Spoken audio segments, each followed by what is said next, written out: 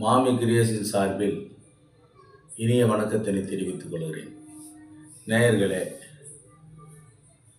நம்முடைய செல்போன் பயன்பாடுகளில் ஒரு சில குறிப்புகளை பகிர்ந்து கொள்வதற்காக இந்த உரையாடலை நிகழ்த்துகிறேன்.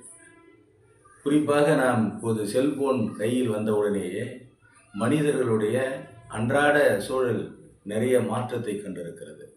செல்போன் மிகுதியாக அறிவுக்கு உகந்த பொருள்தான், அதில் எந்த மாற்று கருத்தும் இல்லை. இன்றைய வளர்ச்சிக்கு அத்தியாவசிய தேவையான ஒரு கருவியாக செல்போன் பயன்படுகிறது. அதிலே எந்த மறுப்புதலும் சொல்வதற்கு இல்லை. ஆனால் பயணம் செய்கிற போது அந்த செல்போனை நாம் அதிகமாக பயன்படுத்தி கொண்டு வருகிறோம். குறிப்பாக ட்ரெயினில் பயணம் செய்கிற, பஸ்ஸில் பயணம் செய்கிற போது மிக கவனமாக நாம் செல்போனை கையாள வேண்டும். அதில் என்ன குறை என்று சொன்னால், குறிப்பாக கும்மிடிப்பூண்டியிலிருந்து சென்னையை நோக்கி செல்லக்கூடிய மின்சார ரயிலில் ஒரு கம்பார்ட்மெண்ட்டில் பயணம் செய்தேன். அப்பொழுது அனைவரின் கையிலும் அந்த பெட்டியில் உள்ள 90 விழுக்காடு மக்களிடத்திலே செல்போன் தான் கையில் இருக்கிறது. கேட்டுக்கொண்டும் பார்த்து கொண்டும் வருகிறார்கள். அதையும் நான் குறையாகவோ குற்றமாகவோ சொல்லவில்லை. ஆனால் ரயில் என்பது ஒரு மின்தொடர் வண்டி.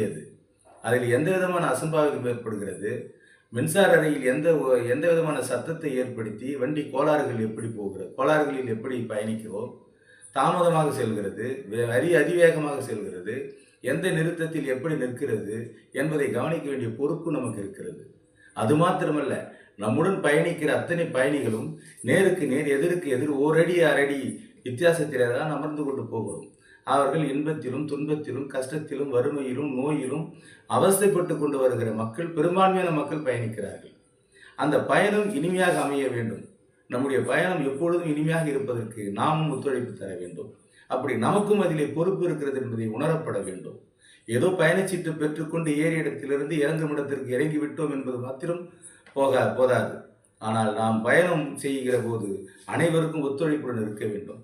தற்செயலான ஏதான விபத்துகள் ஏற்படும் போது நாம் முன்னெச்சரிக்கையை ஏற்படுத்துவதற்கு, முன்னெச்சரிக்கையை உருவாக்கி கொள்வதற்கு நாம் தயார் நிலையில் இருக்க வேண்டும்.